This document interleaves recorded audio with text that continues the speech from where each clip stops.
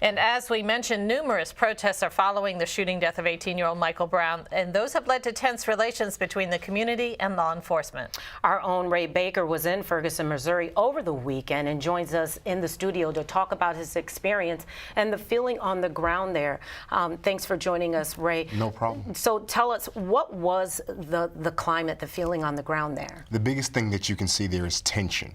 And I think that's the best way to describe it. Tension between the citizens, and I think citizens may be better language than just protesters, because there are so many people out there for so many different reasons. Tensions between they and law enforcement.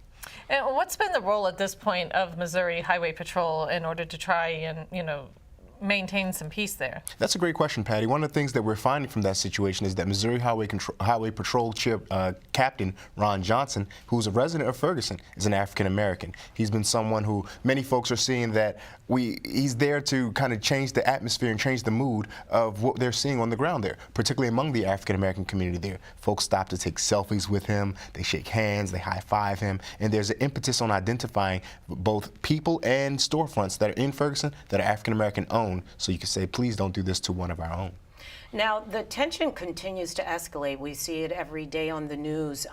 What are the grievances of the residents there? So that's a very interesting question. So it starts with Michael Brown, obviously, with the murder of the young man who's unarmed, 18 years old, and the facts have to be determined from that.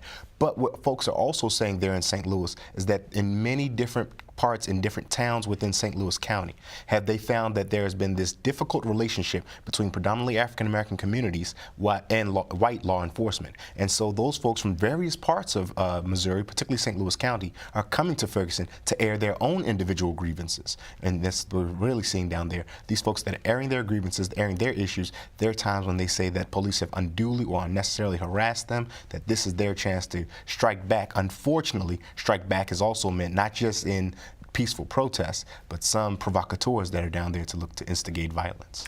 And we heard earlier from Vernon Herron, who used to live in that area.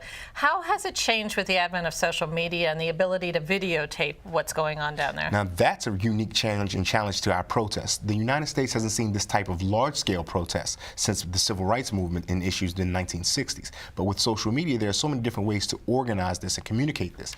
The picture you're seeing on your screen, I'm talking right now with Alderman Antonio French. He was telling me directly that folks are using social media to organize, and whenever they see tear gas, whenever there's rumors of bombings or tear gas, as I alluded to earlier, or even when there are rubber bullets being shot at folks, folks are tweeting, find refuge in this place, find this and that place, we have food and water at this place. One of the pictures you also saw was a quick trip that was then burned down, that had become a central hub for organizing and unifying with various members of the community. All right, and that was quite an interesting trip you had there. Very.